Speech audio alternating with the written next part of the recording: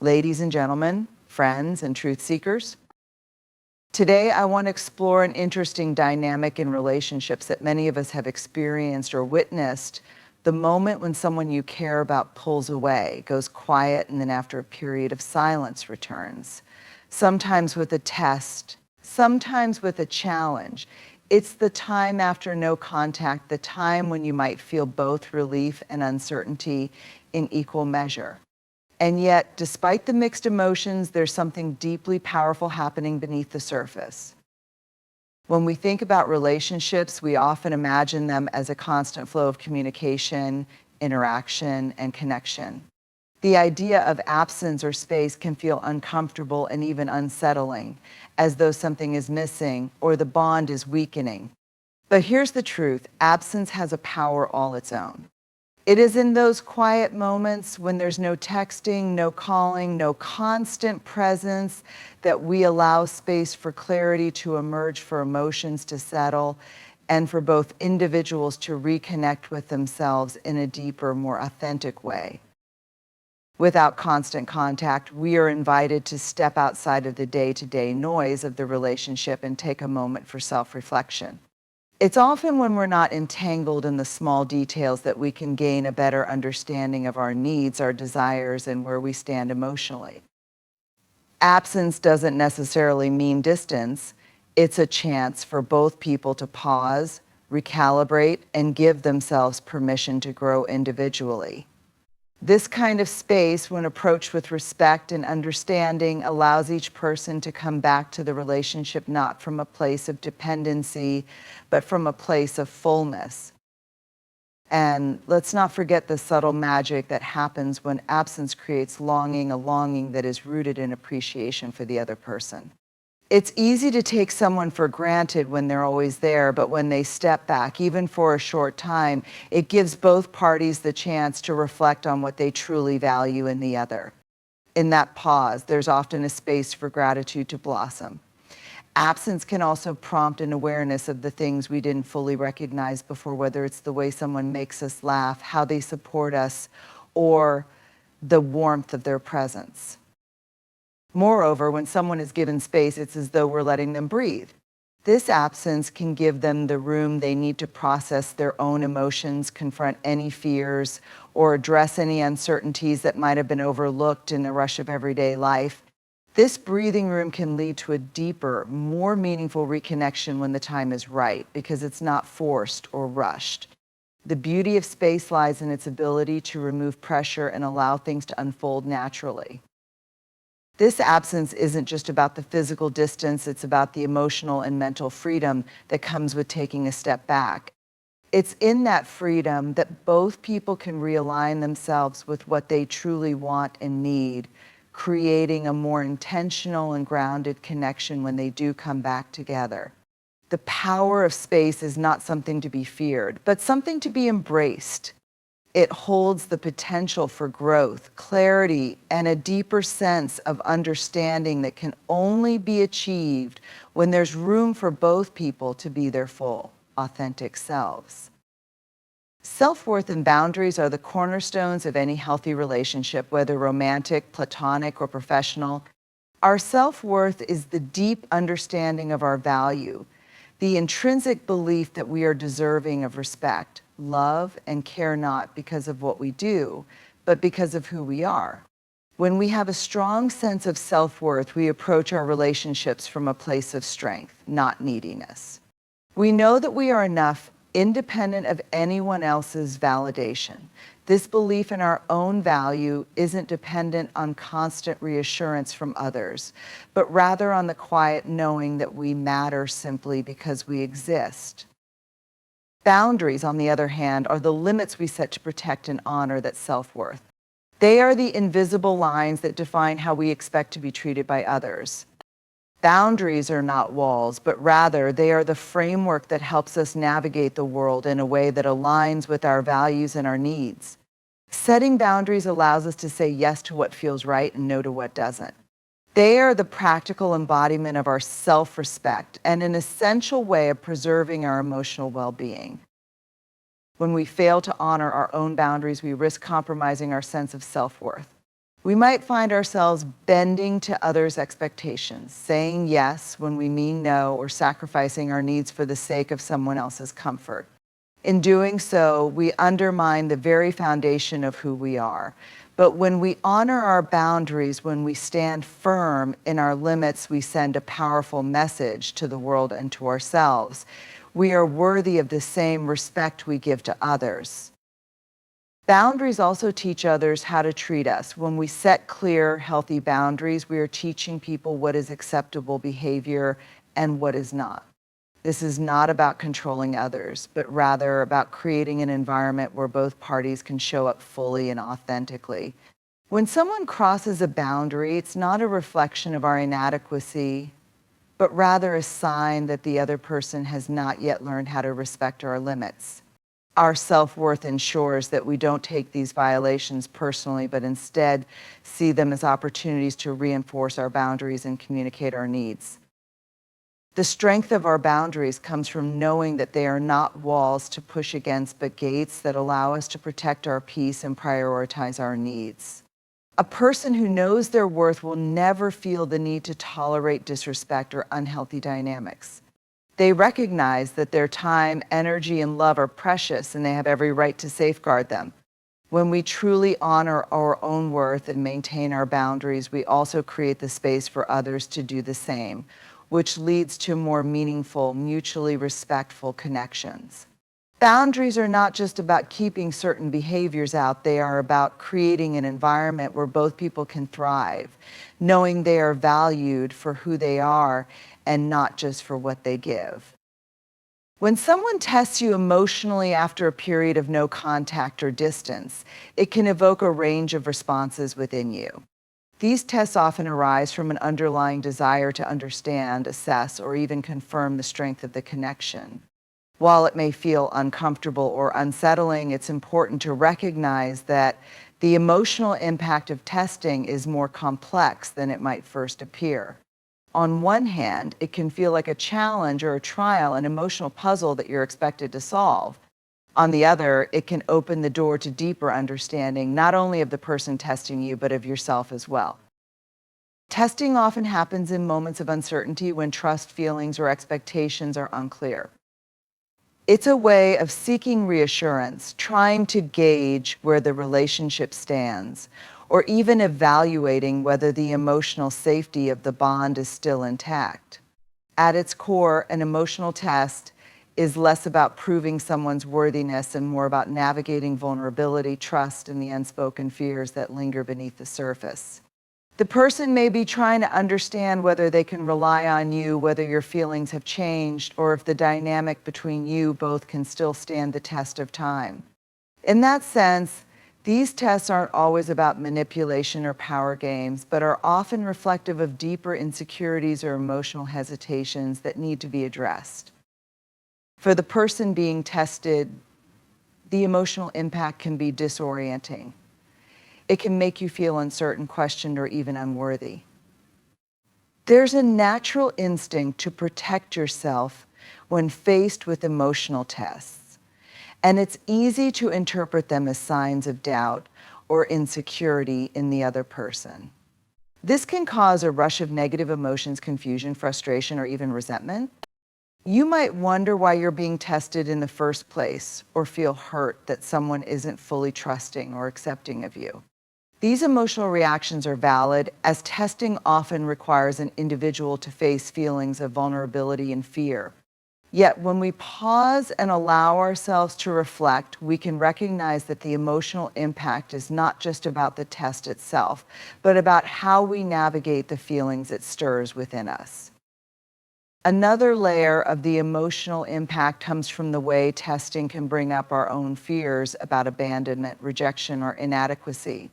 It's common for individuals to respond to tests with heightened defensiveness or to retreat emotionally, fearing that the test is a sign the relationship is in jeopardy. In this way, tests can tap into deeply ingrained emotional wounds or unresolved issues. The key is not to allow these fears to drive your reactions, but to use them as an opportunity for self-awareness and emotional growth. When we're tested, we are often forced to confront parts of ourselves we may have avoided, bringing to light the fears, insecurities, and vulnerabilities that lie just below the surface. In these moments, we can choose to react from a place of emotional clarity or let those deeper fears dictate our behavior. Yet, despite the discomfort, emotional testing has the potential to create clarity. These tests often provide opportunities to communicate openly about feelings, boundaries, and expectations. They encourage individuals to ask themselves, what do I need from this relationship? What do I truly want? When we allow ourselves to acknowledge the emotional impact without jumping to conclusions, we open the door to honest conversations and a clearer understanding of where both parties stand. This dialogue, though it may arise from discomfort, has the power to lead to greater emotional connection and more meaningful growth within the relationship. The emotional impact of testing isn't necessarily negative. It's simply part of the process of exploring how two people navigate the complexities of connection, trust, and vulnerability. While tests may stir up a storm of emotions, they also provide a moment of clarity, a chance to define what you're both willing to give, how much trust you're both willing to invest, and whether the relationship has the emotional resilience to move forward. And it's this emotional resilience, forged in the fire of testing, that often strengthens the foundation for deeper, more authentic connections. Rebuilding trust and connection after a period of distance or emotional uncertainty is one of the most delicate and transformative processes a relationship can undergo. Trust is the foundation upon which every healthy relationship is built, and when it's shaken or broken, it creates a ripple effect that can leave both parties questioning the very essence of their bond. Whether the distance is physical, emotional, or both, rebuilding that trust requires time, patience, and a willingness to be vulnerable and transparent. It's a journey that involves not just the reestablishment of trust between two people, but also the reconnection to one another as individuals. The first step in rebuilding trust is acknowledging that it has been damaged, whether that's through actions, words, or a series of small misunderstandings that have compounded over time.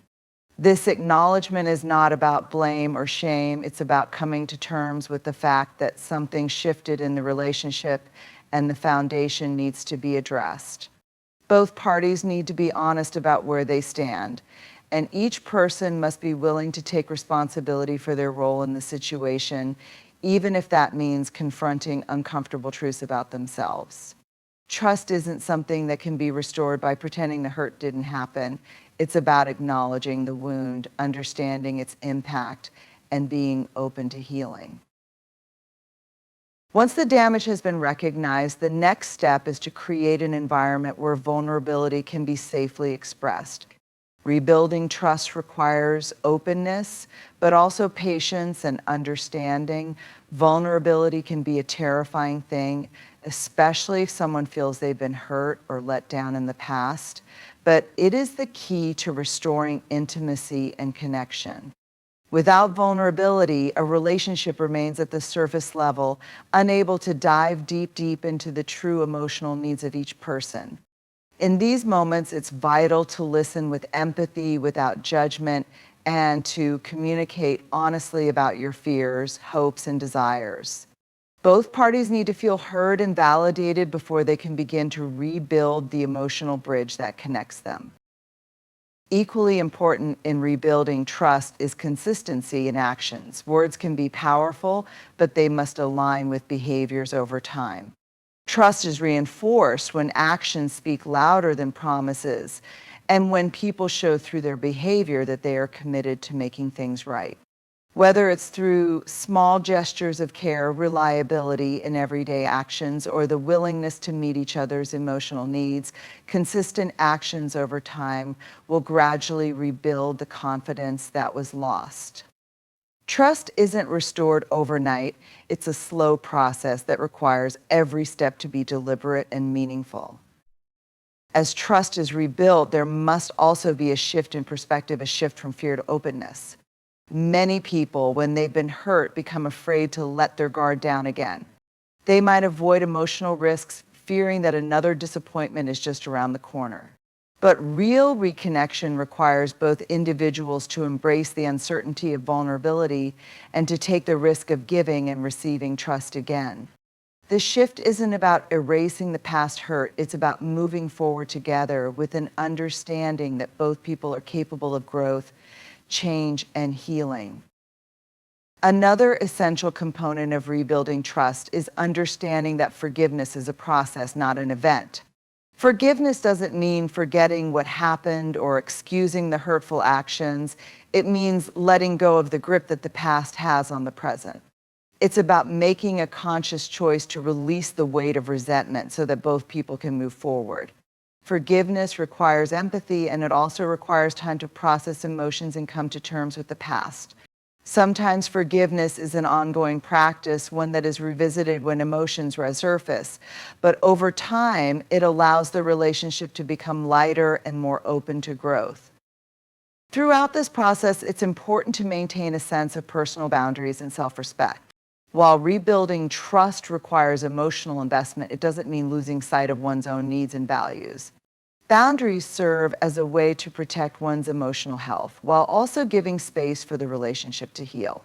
In this way, both individuals are encouraged to take responsibility for their own well-being, creating an environment of mutual respect and understanding. Rebuilding trust and connection is not a linear journey. It will have moments of progress followed by moments of challenge.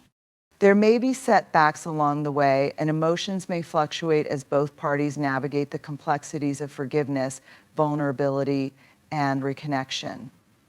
Yet, when both people are committed to doing the work, showing up, being accountable, and being patient, the relationship can emerge stronger than it was before. The trust that is rebuilt isn't the same as it once was, but it becomes a deeper, more resilient trust forged through the fires of vulnerability, communication, and shared growth. It's a trust that has been earned through consistent action and mutual respect, and it lays the groundwork for a connection that is richer, more authentic, and ultimately more lasting. In relationships, the balance of pursuit and surrender is a delicate dance, one that requires both partners to lean in and step back at different moments. It's a dynamic that can be difficult to navigate because it asks us to balance our natural instincts with a deeper understanding of emotional needs, both our own and those of our partner. Pursuit is often associated with action, desire, and the effort we put into making a connection, whether that's through communication, gestures of affection, or the willingness to invest time and energy. Surrender, on the other hand, is about allowing space, stepping back, and trusting the process without trying to control it. It's about letting go of the need to chase or force a connection, instead letting things unfold naturally. When we are in pursuit, we are actively seeking to close the distance, to engage, to prove our love, or to demonstrate our commitment. This is often driven by the desire to feel seen, heard, and valued. Pursuit can be powerful and energizing, but if it becomes one-sided or overly forceful, it can lead to imbalance where one person may feel overwhelmed or underappreciated. When the pursuit is unreciprocated or feels too much like a chase, it can create a sense of unease and tension. The key to healthy pursuit is making sure that it's met with a similar level of engagement from the other person, not just a constant effort to win or achieve a goal. Healthy pursuit is about mutual effort where both partners are invested and present, and each feels like their emotional needs are being valued and met. Surrender, however, invites us to step away from the pressure of control and to trust the other person to meet us halfway. It's about releasing the need to chase, to always be the one who is giving, and to recognize that a relationship thrives when both people are able to step into their own power, while also allowing room for the other person to step in. Surrender doesn't mean giving up or becoming passive. Rather, it's about having faith in the relationship and in your partner to show up authentically. It's about recognizing that sometimes the best way to strengthen a bond is to allow the space for the other person to pursue you. In that space, they have the freedom to make their own effort to show you that they value you, not because you are chasing them, but because they want to be with you on their own terms. This balance is not about alternating between pursuit and surrender in a rigid, calculated way. It's more about understanding when to lean in and when to let go. There are times when you need to be the one who reaches out, who takes the first step, or who initiates contact, especially when the relationship is new or when you sense that the other person needs that reassurance. Then there are moments when you need to allow the other person to step forward, when it's time to let go of the reins and trust that they will come toward you in their own way and time. This ebb and flow is what keeps relationships dynamic, ensuring that both people feel valued, respected, and emotionally secure. The beauty of this balance lies in its ability to create emotional harmony. Pursuit without surrender can lead to burnout or feelings of rejection, while surrender without pursuit can feel like emotional withdrawal or lack of investment. When both partners are able to navigate the balance with trust and respect, it creates a partnership where both people can feel free to be their authentic selves, knowing that the space between them will always be filled with mutual effort, care, and respect. It is not about keeping score, but about understanding when to step forward and when to let the other person come toward you. When pursued and surrendered with intention, a relationship deepens and flourishes, rooted in understanding, mutual respect, and the recognition that love isn't a one-sided pursuit, but a shared experience where both are fully present. Emotional vulnerability is one of the most powerful tools we have for building meaningful, authentic connections with others. It involves the willingness to expose our inner selves, the parts of us that feel afraid, uncertain, or deeply human. Vulnerability is often seen as a weakness, but in reality, it is a profound strength. To be vulnerable is to allow ourselves to be seen without the protective layers we often wear, without the facades, the walls, or the carefully curated versions of ourselves we show to the world. It's about being open to the possibility that we may get hurt, but doing so anyway, because it is in that openness that true intimacy is born. When we communicate from a place of emotional vulnerability, we move beyond surface level interactions. We stop hiding behind our defenses and start speaking from the heart. This kind of communication doesn't just exchange information, it connects us at a deeper level.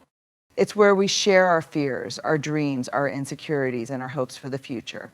Emotional vulnerability in communication allows us to express not just what we think, but what we feel are emotional truths, the parts of ourselves that are often tucked away for fear of judgment or rejection. However, being vulnerable in communication isn't always easy. It requires courage to speak our truth, especially when it's difficult or uncomfortable. It demands the willingness to risk misunderstanding, to be met with silence, or even the possibility of rejection. This is why so many people shy away from vulnerability. It can feel like exposing the most fragile parts of ourselves.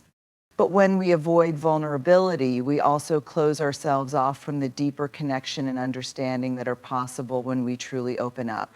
In relationships, whether romantic or otherwise, we must be willing to lean into the discomfort of vulnerability to build the trust and intimacy that sustain them.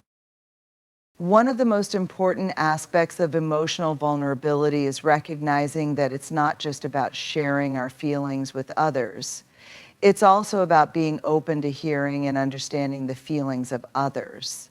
True communication is a two-way street where both parties feel seen, heard, and valued. Vulnerability allows us to listen with empathy without judgment and to respond with compassion.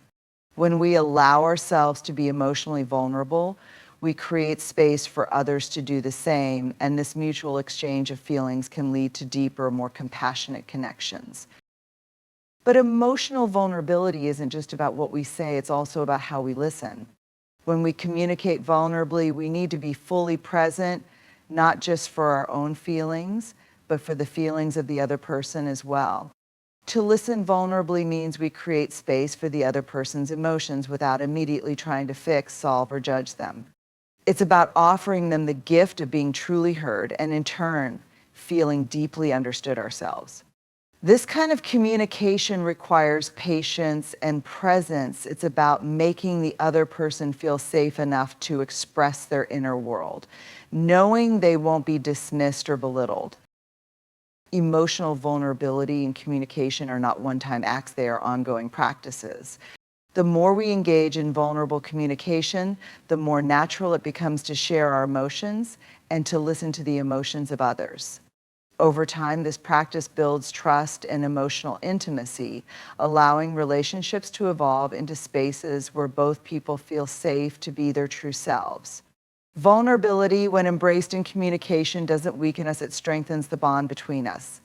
It creates a shared understanding that we are all imperfect, all human, and that the beauty of connection lies not in the perfection of what we say or do, but in the honesty and openness with which we share our lives. Through vulnerability, we begin to see each other not as fixed entities, but as fluid, evolving beings, all worthy of love and connection, even in our moments of fear, doubt, or pain. So why will he test you after no contact? Because it's not about you being an object to be won or lost. It's about testing the foundation of something deeper, something that might actually last. It's about respect, trust, and the mutual journey of vulnerability. And remember, you don't have to chase. You just need to be you whole, strong, and unshaken. Because when you stand firm in your worth and let someone pursue you, the relationship that follows won't just survive, it will thrive. Thank you.